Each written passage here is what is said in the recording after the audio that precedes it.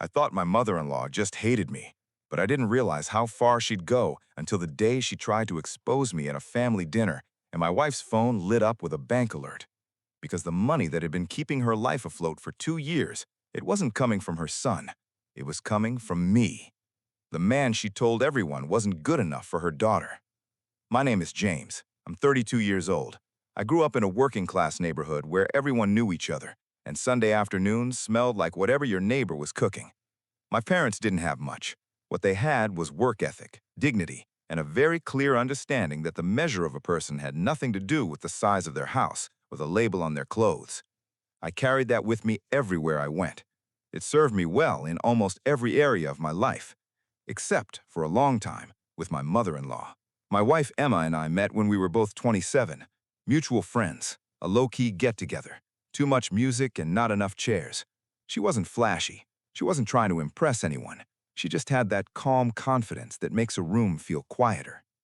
We talked for an hour, then two, and by the end of the night, I knew one thing for certain. If I didn't see her again, I'd regret it.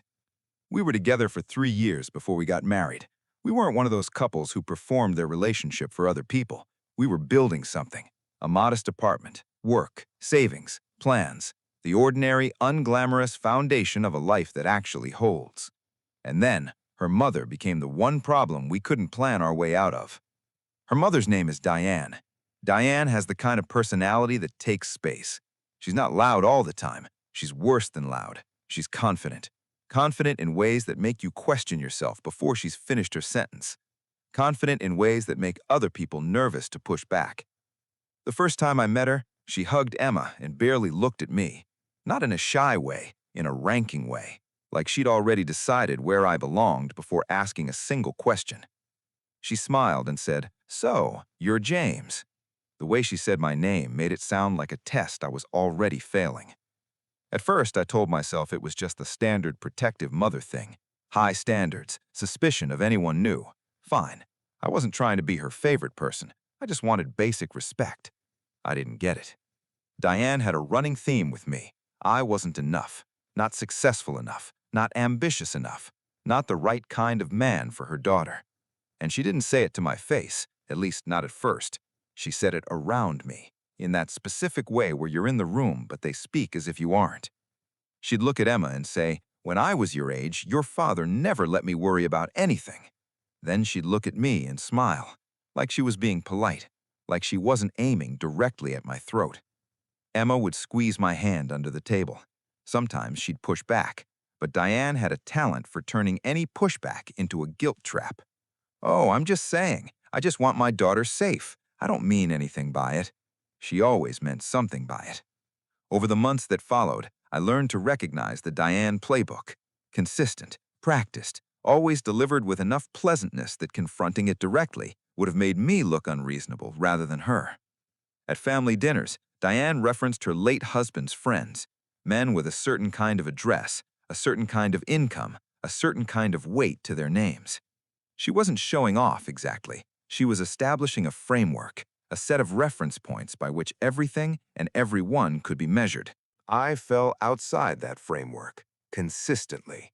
"Some men understand what it means to take care of a family," she'd say, not quite looking at me, "and some men are still figuring it out." She'd say things like, "Emma always chooses men who need guidance," right in front of me, like I was furniture. I would sit there, jaw tight, trying not to react, because I knew the moment I reacted, she'd paint me as the villain, and I didn't want Emma caught in the middle. But here's what Diane didn't understand. Silence is not weakness. Sometimes silence is strategy, because while she was performing, I was watching. I was noticing patterns. And the biggest pattern was this. Diane treated my wife like her personal lifeline and treated me like a disposable accessory. Until she needed something. Then suddenly I existed. She'd call and say, "James, can you come look at the sink?" Or, "James, can you move something heavy?" Always James when she wanted labor, never James when she wanted to show respect. And then Emma's father died. It was sudden, a heart attack, no warning, no chance to prepare. The grief was real, and the shock was real. And I want to say that clearly before I say anything else, because what came after was complicated, but what came first was just loss, real loss. And Emma was devastated. Diane called crying. She said she didn't know what she was going to do. She said she might lose the house. And Emma, who feels responsible for people's pain in a way that has always been both her greatest quality and her greatest vulnerability, said we needed to go over.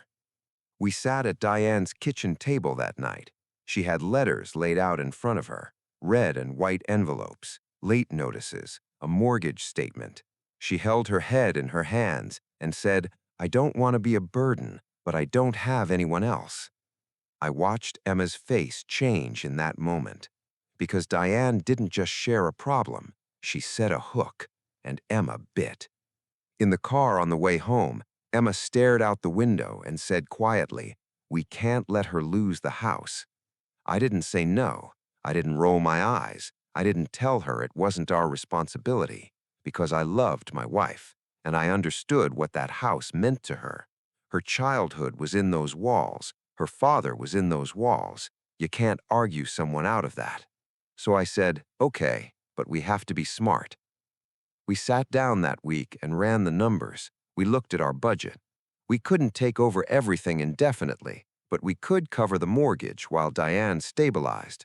We agreed it was a temporary measure, structured, documented, with a clear end date. At least that's what we thought. The payments started on the 14th of every month, and Diane's attitude didn't soften, it sharpened. That's what nobody tells you. Sometimes helping someone doesn't humble them, it empowers them. Diane started treating the help like it was owed. She'd text Emma, "Mortgage is due, don't forget." Not "thank you," not "I appreciate you," just reminders, like she was texting an employee. And the way she talked about me got worse. She'd say things like, "Well, at least Emma has a job," or "Some men don't understand what it means to take care of family." At a family barbecue I wasn't supposed to overhear, she told her sister, "Emma is handling the house. She's doing what a real daughter does." Her sister asked, "What about James?" Diane laughed like it was adorable someone even asked. "Oh, he helps when he has to, but you know, men." Men. The irony was almost funny, because the mortgage payments weren't coming from men in the abstract. They were coming from my bank account on the 14th every month, while Diane told anyone who would listen that I was the problem. Emma and I had agreed from the beginning that we weren't going to let money become a weapon. We weren't going to hold it over her head. We were going to help quietly and protect our peace. That was the plan. But Diane wasn't interested in peace. She was interested in power, and she started pushing for more. One night, she called Emma and said she needed us to put the house in Emma's name. Just temporarily, she said, to protect it so the bank couldn't take it. I was in the room when Emma took that call. I watched her face while she listened. And when Diane added, "If something happens to me, that house should be yours. You're my daughter," I stepped in. I didn't raise my voice. I just said clearly, "That's not happening." Emma covered the phone and whispered my name. I said, "No." Because transferring a title is not a temporary thing. It's a legal move, a financial move, a control move. Diane wasn't trying to protect the house. She was trying to lock Emma into responsibility permanently, to make sure we could never pull back. We set a deadline. 3 more months of payments. In exchange, Diane needed to show us she was engaging with the bank, making a plan, working towards something. We weren't asking her to grovel. We were asking her to be an adult. She responded to Emma's message with 2 texts. The first said, "Wow." The second said, "I didn't know you'd become so cold." Cold because we asked for a plan. So we kept the payments going, but stopped the extras. No random repairs, no last-minute rescues, no, just this one thing. And Diane escalated, because when you stop feeding someone control, They don't adjust calmly. They retaliate. She started calling family members. She started spreading a version of the story where I was the villain, controlling Emma, isolating her from her own mother, refusing to let her help her grieving parent. She was building a narrative, and she was building towards something. That something turned out to be a family dinner at her sister's house. Big table, lots of people, the kind of evening where everyone is warm and relaxed and not expecting anything difficult. Diane came in like she owned the room. She laughed loudly. She told stories. She waited for the right moment, right after dessert, when everyone's guard was down, and then she looked around the table like she was about to make a toast. She said, "You know what's funny?" Everyone turned. Her voice got sweeter. "The person you all think is so generous," she nodded toward me, "has been trying to stop Emma from helping me." Emma's hand tightened around mine. I didn't move. Diane continued, "He says we need boundaries." She did actual air quotes. "He says I need a plan to keep my own house." She sighed dramatically. "I didn't raise my daughter to abandon family." The table went quiet. I could feel everyone's eyes moving between Emma and me and Diane. Then Diane leaned in and delivered what she thought was the finishing line. "Some men don't want their wives to help their own mother because they're insecure. They need control." She was projecting so hard it was almost impressive. Emma started to speak. I squeezed her hand, not to silence her, but because I wanted to handle this, because I knew something Diane didn't. That table wasn't her stage anymore. I said calmly, "Diane, that's not true." She smiled like she'd caught me. "Oh, so you never told Emma to stop helping me?" "I'm saying we asked for a plan. That's not abandonment." She scoffed. "A plan, right, because you think you're better than me." Then she leaned back and said, loud enough for the whole table, "Well, if he doesn't want Emma helping, then he can pay for it himself." She thought she was exposing me. She accidentally cracked her own story open. Pay for it himself. Everyone looked at me. I could feel exactly what Diane wanted. She wanted me to flinch, to look guilty, to look like a man being held accountable for something. She wanted the table to see what she had been describing. So I said, "Okay," just that word. Diane blinked. She wasn't expecting agreement. She was expecting a fight. "Okay," she said. I nodded. Then I looked at Emma. "Can you pull up the bank app?" Emma froze. The whole table froze. Diane's smile went tight. "What are you doing?" I kept my voice completely neutral. "I want the record to be accurate." Emma's hands were shaking when she took out her phone. Not because she was afraid of me, because she knew what was coming, and she knew what it would do to her mother. Diane's sister said, "What's going on?" I said, "We've been paying the mortgage." The air left the room. Emma's phone screen was visible to the people nearest her. A recurring payment, every month, same amount, same date, sender account, mine. Diane stared at the screen. Her mouth opened. Nothing came out. Because there is no graceful recovery when your performance gets interrupted by receipts. Her sister whispered, "James, you've been paying it?" "Yes," I said. Diane snapped, "That's not the point." And that was the moment I knew she was finished. Because if the truth isn't the point, then the point was always control. Emma's aunt said, "Diane, why would you say he's stopping Emma from helping when he's been paying it himself?" Diane's eyes went sharp, and she did what people like her always do when the story collapses. She attacked the person holding the evidence. She turned to me and said, "You didn't have to embarrass me. Not thank you, not I'm sorry. Embarrass." I looked at her steadily and said, "You embarrassed yourself. We were helping quietly." Emma finally spoke, her voice shaking. "Mom, why are you doing this?" And Diane, without missing a beat, went straight for the guilt. "I'm alone, I'm grieving, I'm under stress, and you're letting him turn you against me." Emma's face crumpled, but something shifted in her eyes at the same time, because she saw it, the pattern she had been living inside for years, suddenly visible from the outside. She said, "I've been trying to save you, and you've been trying to punish him." Diane's face hardened. Don't talk to me like that. Emma stood up, not dramatically, not screaming, just stood. She said, "This conversation is over," and she walked out. I followed her. In the car, Emma cried for a long time, not because she missed the dinner, because she finally saw her mother clearly. And once you see someone clearly, you cannot unsee them. The next day, Guyan called, then texted, then left voicemails, angry first, then hurt, then apology-shaped. I didn't mean it. I was emotional. I just want my daughter. But here is something I have learned about people like Diane. They don't apologize because they understand what they did. They apologize because consequences arrived, and they need to manage them. We set the boundary clearly.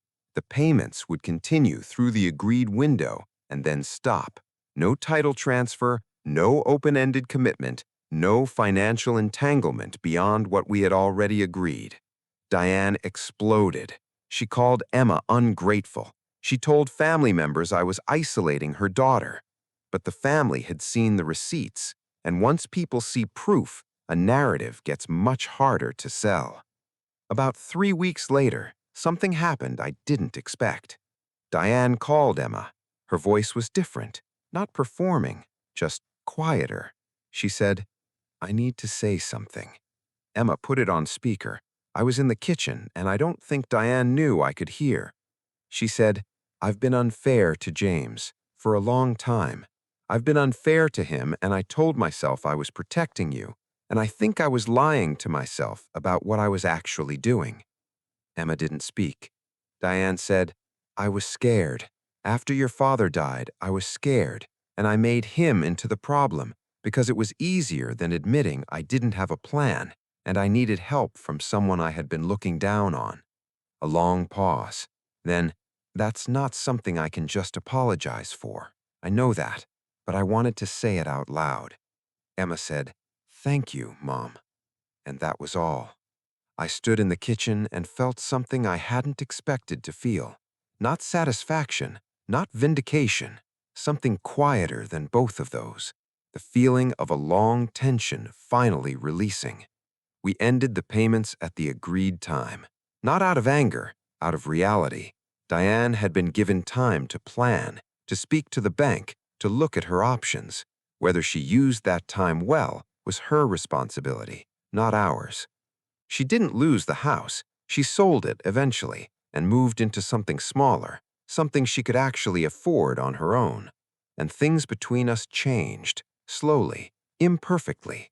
Diane never became someone different overnight. There were still moments when the old habits surfaced, a comment here, a loaded pause there, but the dynamic had shifted. She knew what I had done. She knew I knew what she had done, and in that shared knowledge, something had to give. About 8 months later, at a family gathering, one of her sisters made a dismissive comment about men who talk about potential without backing it up. The sister was looking at me when she said it. Diane said, "James backs everything up. He always has."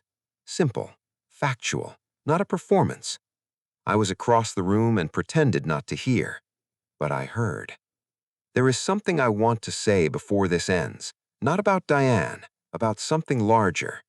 The decision to help quietly, to pay those bills without announcing it, without using it as leverage, without making it a transaction, was not a strategy, it was a value.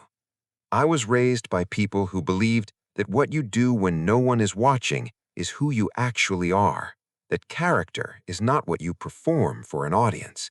It's what you choose when the choice costs you something. Diane cost me for 2 years. Not money, that I could manage. She cost me the comfort of being seen accurately by someone whose opinion mattered to my wife.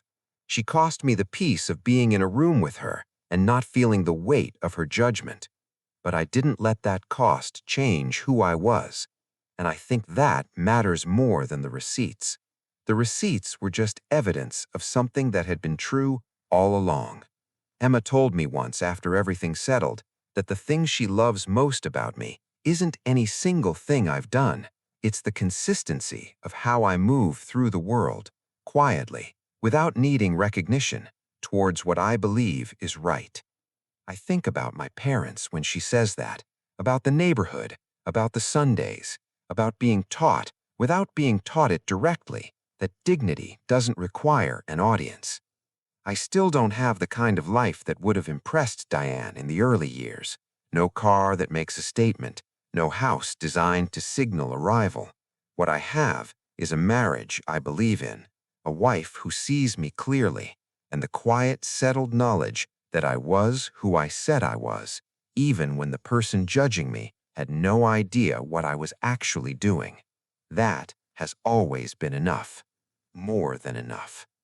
So let me ask you, honestly, if you were paying someone's bills in silence and they tried to shame you publicly, would you have exposed the receipts at that table?